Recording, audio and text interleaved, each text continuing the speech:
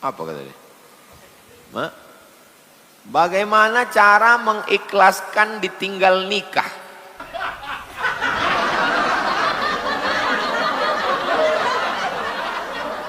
Hewan kurban saya, harga hewan kurban 2,8, 2.800.000. Di dalam duit 2,8 itu ada 1 juta uang nazar. Dimasukkannya 1 juta duit nazar ke dalam duit kurban. Yang 1 juta nazar, yang 1.800.000 sunat. Karena hukum kurban itu sunat. Sedangkan benazar duit wajib. Memasukkan duit 1 juta wajib dengan 1.800.000 sunat. 2,8 duit.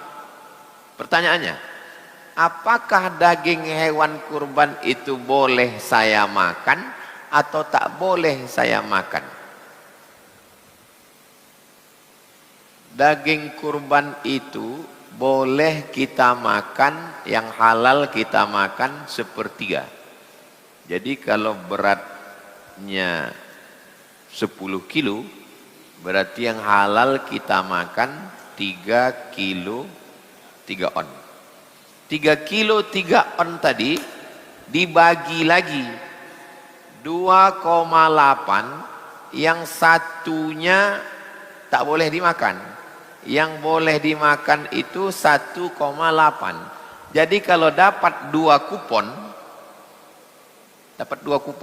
satu kupon sebagai peserta kurban, 1 kupon sebagai kurban dari orang lain, masih halal dimakan.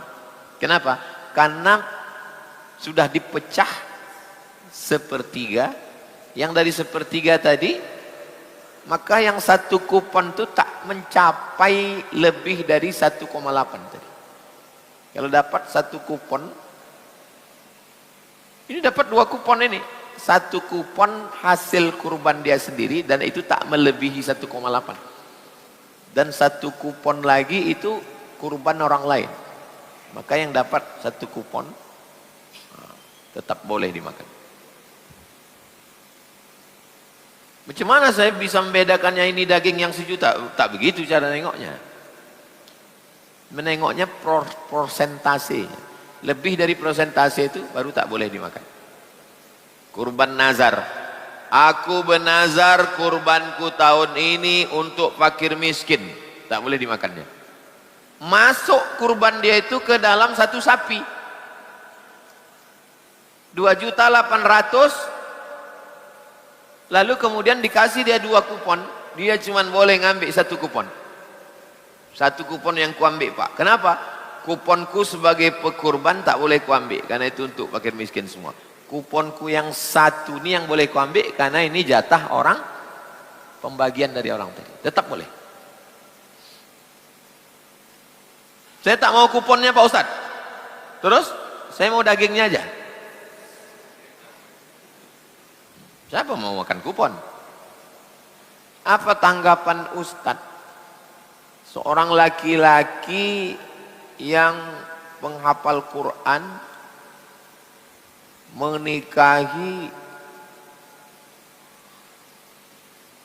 Apa tanggapan Ustadz tentang seorang laki-laki yang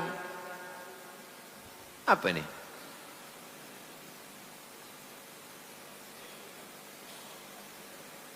Seorang laki-laki yang bukan penghafal Quran menikahi wanita penghafal Quran. Ini menyindir saya ini.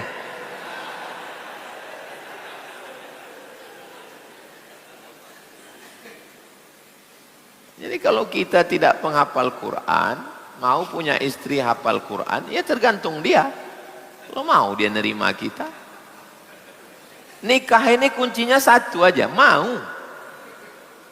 Asal mau dia. Tapi kalau dia tak mau, aku maunya yang hafal Quran macam aku, kata dia. Cari yang lain. Tak usah pusing-pusing, tak usah susah-susah.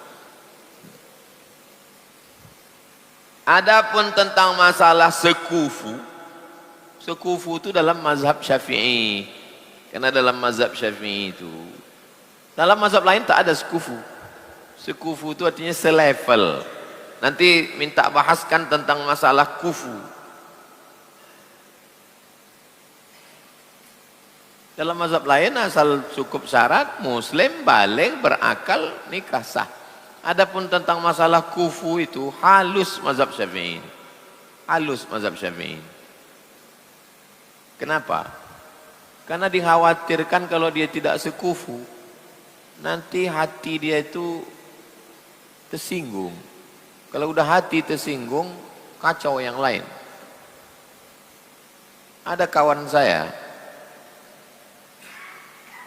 dekat dengan anak orang kaya waktu di Mesir. Pas sudah pulang saya tanya, bini kau tuh yang anak orang kaya dulu? Enggak. Loh kenapa? Saya bilang, takut aku cepat mati katanya. Apa hubungan nikah sama mati? Karena abang iparku kalau istri adik beradik kita apa namanya? Moyan. Dia moyan ya. Ada calon moyanku katanya, mengambil kakak dia, mati muda. Kenapa gitu? Karena setiap kumpul, orang tua sih cerita bisnis, awak terdiam lama-lama mati gitu dia. Aku tak mau mati macam ni. Baru saya paham tentang sekufu dalam mazhab Syafi'i itu. Oh, itu. Kalau nasihat Buya Johar Arifin almarhum, Dr. Johar Arifin, waktu saya baru balik, kata dia, kau nikahilah perempuan yang kira-kira bisa dirasanya garam kita, kata. Halus cakapnya, nyawang kuntu. Nikahlah sama uang dan bisa dirasanya garam awak. Maksudnya, awak membawa garam sekilo. Inyo lahir di laut. Dia lahir, tak terasanya garam kita itu, gitu. Bukan berarti saya melarang kalian nikah sama anak orang kaya. Kalau ada pula anak orang kaya, sawitnya luas, tanahnya lebar, nikahilah. Nikahi, bagus untuk buat pondok tahfiz Quran. Buat nama pondoknya Durian Runtuh. Begitu juga tentang orang hafal Quran dengan tak hafal Quran. Ya tak masalah, tapi ini tapi kalau kalian tak pede nanti pas tahajud malam kalian depan baca kul huwallah itu down. Dia hafal Quran, awak hafal juz 30. Dalam mazhab Syafi'i itu sampai ke perasaan itu dibahasnya juga, kecil hati. Tapi kalau dia pede apa-apa, maju aja, kulhu lah yang penting maju. Dipedulikan itu. Walaupun kau hafal Quran, walaupun aku kulhu, aku tetap kepala rumah tangga sini bilang. Apa pula salahnya? Ketika kita sholat subuh masbuk pada rakaat kedua, maka kita mengikuti imam dengan kunut. Apakah kita pada rakaat kedua kunut lagi atau tidak?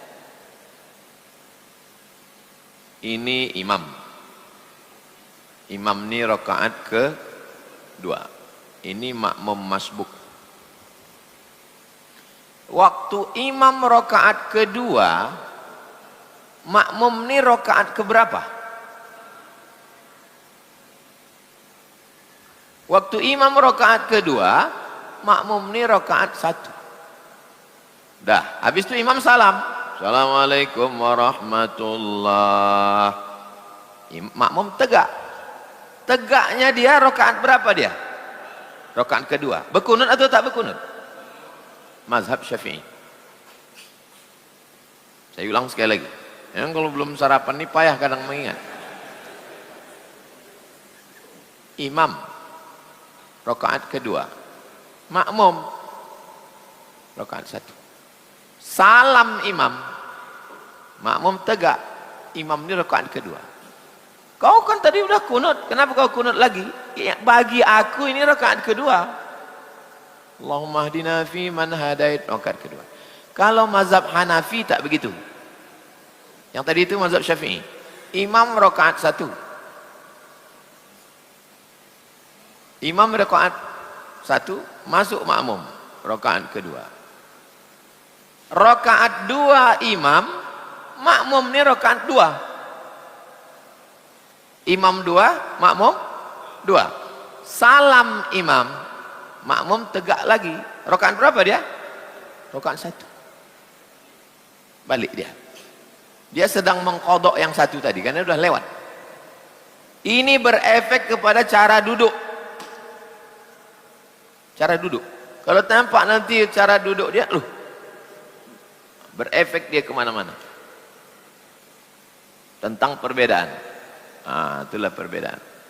Tapi kalau masalah kunut, Hanafi tak ada kunut subuh.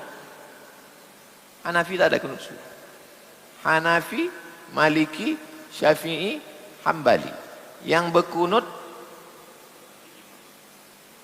Hanafi, Hambali tak berkunut. Yang berkunut Maliki, Syafi'i.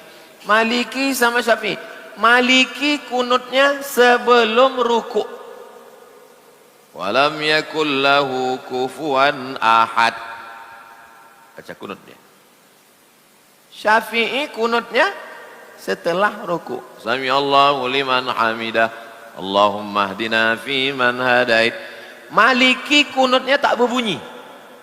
Walam yakul lahu kufuwan ahad.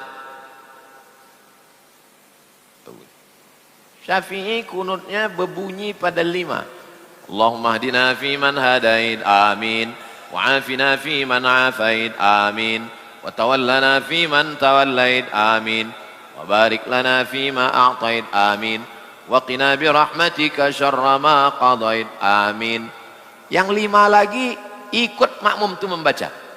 Ikut dibacanya. Yusirru. Tapi dia baca sir. Fa innaka taqdi wa la yuqda 'alaik wa innahu la yadhillu man walait wa la ya'izzu man 'adait tabarakta rabbana wa ta'ala falakal hamdu 'ala ma qadait. Yang 2 lagi dibaca jahar. Nastaghfiruka wa natubu ilaik wa sallallahu ala sayyidina Muhammadin an-nabiyil ummi wa ala alihi wa sahbihi wa baraka wa sallam. Kalau di pangkalnya shalla, baraka, salam. Ini ada juga kadang saya dengar wa sallallahu ala sayyidina Muhammadin nabiyil ummi wa ala alihi wa sahbihi wa barik wa sallim. Menyalah itu. Kalau shalla, baraka, salam, madhi, madhi, madhi. Tapi kalau sholli baru barik, salim. Wa sallallahu ala sayyidina Muhammadin nabiyil ummi wa ala alihi wa sahbihi wa barik wa sallim. Shalla, baraka, salam, madhi. Sholli, barik, salim, amar. Jangan madhi tiba-tiba melompat ke amar. Apa yang Allah janjikan bagi anak yang merawat orang tuanya sampai berpuluh tahun?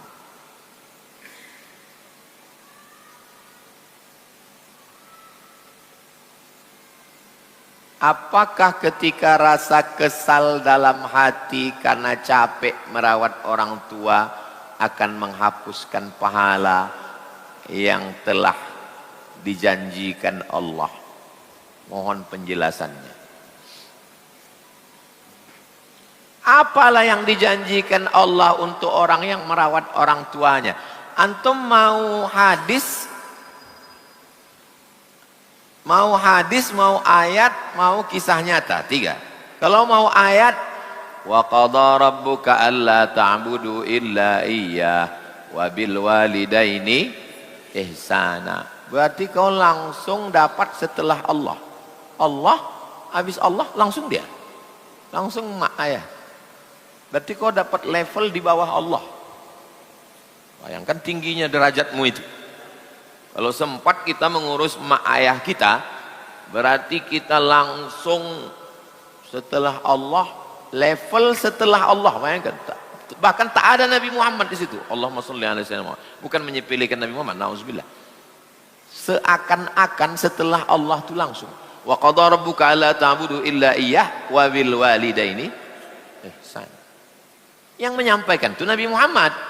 Bukan Nabi Muhammad, tak ada. Saking kan mau dekatnya kepada Allah. Dari hadis, orang tua ini jangankan yang baik, yang tak baik pun dari mulutnya jadi. Makanya kalau dapatlah doa orang tua, Allahumma la tumithu hatta turihi wujuhal mumisat. Jangan matikan dia ya Allah sebelum biji matanya menengok perempuan jahat. Kata Ibu Juraij. Juraij ini tinggalnya di tempat ibadah, tak pernah buat maksiat, kerjanya beribadah aja. Dipanggil maknya 3 kali dia diam. Kata maknya, Allahumma la turihi, Allahumma la tumithu, jangan matikan dia, hatta turihi wujuhal mumisat, sampai kau nampakkan biji matanya menengok perempuan. Tak masuk akal. Mana masuk akal orang tinggal di tempat ibadah matanya menengok wanita tunasusila? Apa yang terjadi? Hamil perempuan penjaga kambing. Hamil, ditangkap. Siapa yang mengamilimu? Juraij, kata dia. Tangkap Juraij. Diratakan mereka tempat ibadahnya, rata dengan tanah. Bawa dia. Kau mengamili dia Juraij. Kata Juraij, tunggu anaknya lahir. Tunggu anaknya lahir.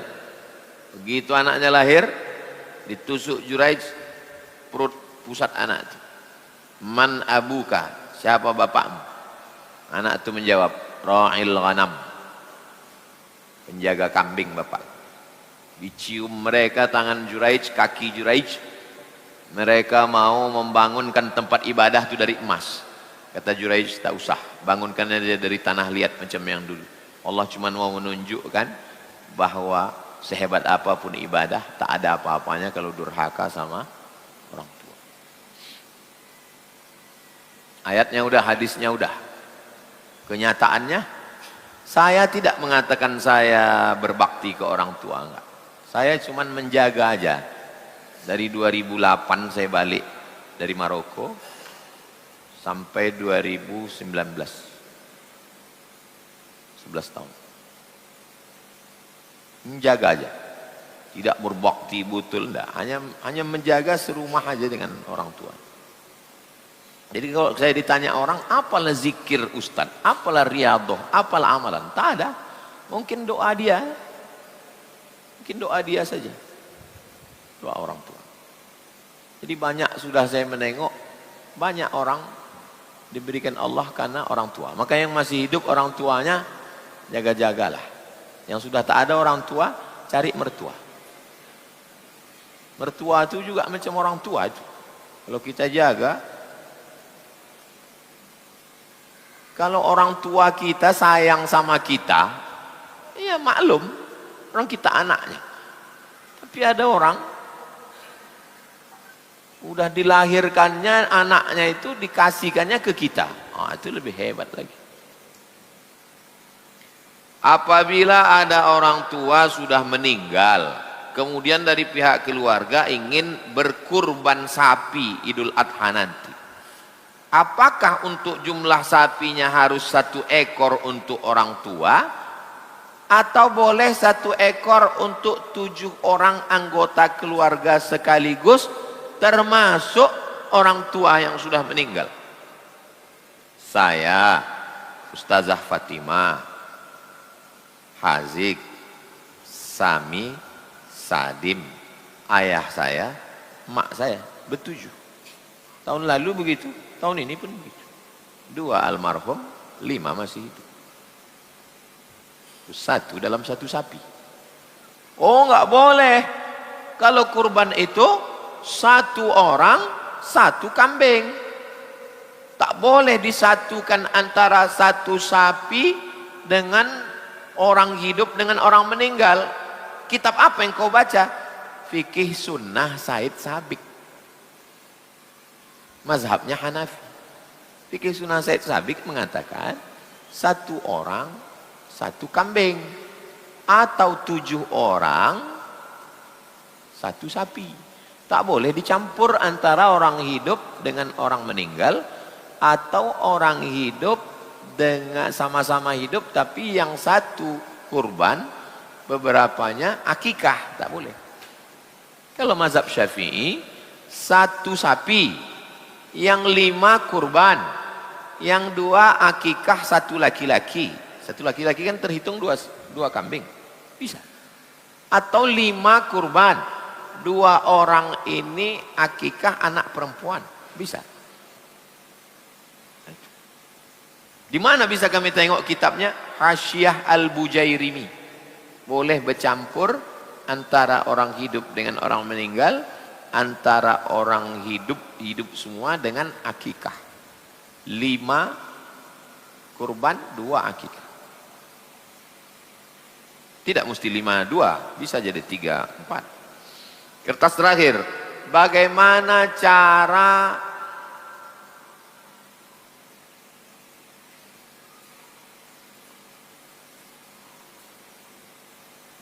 apa kata dia? Bagaimana cara mengikhlaskan ditinggal nikah?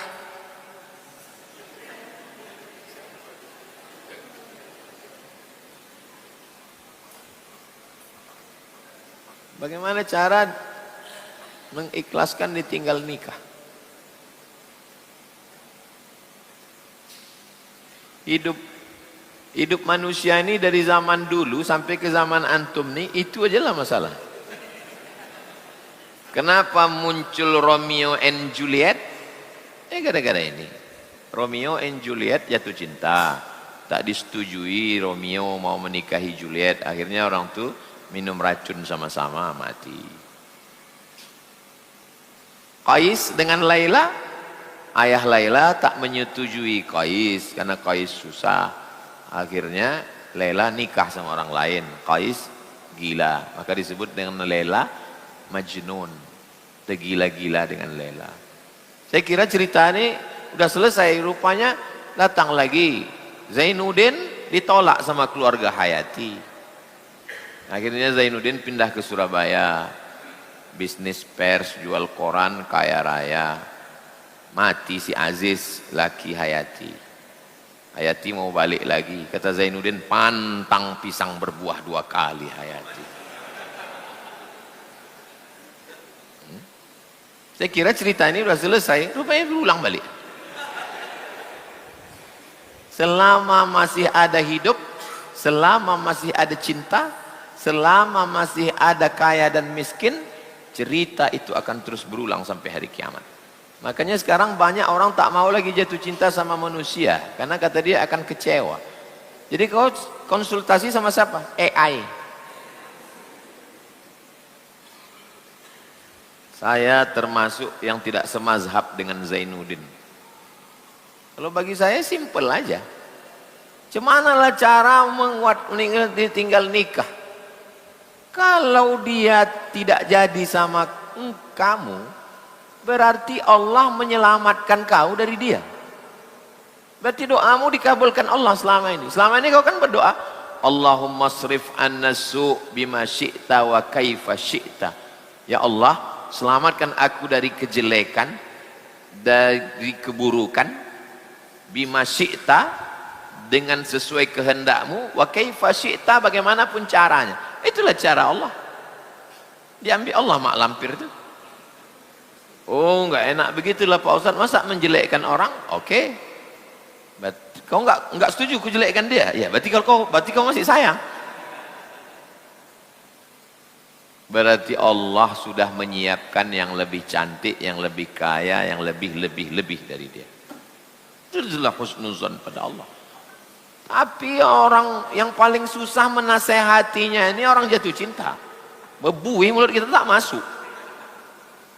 Makanya orang jatuh cinta itu tak usah dinasehati, diruqyah aja. Pakai ayat, pakai hadis pun tak masuk. Susah menasehati orang jatuh cinta. Karena dunia ini udah tak nyata lagi sama dia. Mana yang lebih berhak menjadi khalifah? mengatur dunia ini? Bani Umayyah atau Bani Abbasiyah? Kata Qais, Laila. Apa tak bingung orang? Sedang berkecamuk nih orang politik. Mana yang lebih layak memimpin dunia ini? Bani Umayyah atau Bani Abbasiyah? Kata Qais, Laila. Orang dia sedang jatuh cinta. Pergi mereka ke laut. Madza tara ya Qais? Apa yang sedang kau tengok? Laut. Kata Qais, Laila. Maka disebut jatuh cinta itu gila, majnun. Kemudian ada orang sedang sholat. Orang sedang sholat, lewat Qais. Dilewatinya orang sholat. Selesai sholat, ngamuk lah orang ini. Assalamualaikum. Qais, tak nampak kau tadi kami sedang sholat? Kata orang sedang sholat. Yang ku tengok hanya Laila. Kata. Tak nampakku kalian, yang nampakku hanya Laila. Kalaulah cinta kalian kepada Allah seperti cinta aku kepada Laila, kalian tak nampak aku sebagaimana aku tak menengok kalian. Diam orang itu semua. Kalaulah cinta kalian kepada Allah seperti cinta aku kepada Laila, maka kalian tak menengok aku sebagaimana aku tak menengok kalian. Yang kulihat hanya Laila. Itu mau kita nasihati, mati kita. Seandainya jadi Qais itu menikah dengan Laila, apa yang lahir? Anak, cucu, cicit. Karena tak jadi nikah, itulah maka lahir syair-syair yang indah. Jatuh cintalah. Kalau jadi menikah, lahir anak cucu. Kalau tak jadi novel yang mantap.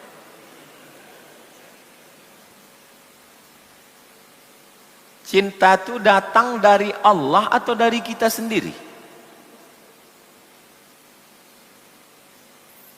Saya mau mengajar duduk di kursi atau berdiri. Saya mau ngajar berdiri atau duduk, itu saya bisa milih atau tidak? Bisa. Kalau saya mau, saya berdiri. Kalau saya mau, saya duduk. Artinya memilih. Saya mau minum di botol atau di gelas. Bisa memilih atau tidak? Bisa. Kalau saya mau, botol. Kalau ini, gelas. Oke.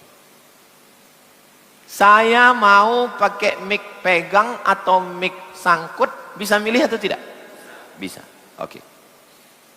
Mencintai bisa memilih atau tidak? Tidak. Makanya an-nikahu syai'un wal hubbu syai'un akhar. Berapa banyak orang yang menikah tapi tidak mencinta, berapa banyak orang yang mencinta tapi tidak menikah. Gara-gara ini tak nikah antum nanti. Jadi kalau begitu macam mana? Asal suka, tak usah ribut-ribut berteori. Mau dia, mau kau nikah. Lahir anak cucu. Sakinah mawaddah warahmah. Tak usah terlalu berteori begitu begini. Kenapa kau belum juga nikah? Beda keyakinan Pak Ustaz. Lain agamanya. Aku yakin dia tak yakin. Mudah-mudahan kita selalu husnuzon. Ala hadhihi niyah al-Fatihah. A'udzubillahi minasyaitonir rajim. Bismillahirrahmanirrahim. Alhamdulillah Rabbil Alamin Ar-Rahmanir Rahim Maliki Yawmiddin Iyyaka na'budu wa iyyaka nasta'in Shiratal mustaqim Shiratal ladzina an'amta 'alaihim ghairil maghdubi 'alaihim waladdallin amin Allahumma shalli ala sayyidina Muhammad wa ala ali sayyidina Muhammad Allahumma jazil waqifina wal mutasaddiqin. Berikanlah balasan terbaik untuk orang-orang yang berwakaf, berinfak dan bersedekah. Allahumma ja'alna muhsiniz zanni bika ya rabbal alamin. Jadikan kami orang-orang yang selalu berhusnuzan, bersangka baik kepadamu ya Allah. Allahumma tahhir qulubana, sucikan hati kami dari buruk sangka kepadamu ya Allah. Waj'alna minal mutahabbina bijalalik, jadikan kami orang-orang yang berkasih sayang karena Engkau ya Allah. Rabbana fir lana dzunubana, ampunkan dosa kami. Wa li masyayikhina, guru-guru kami. Wa li abaina, ayah kami.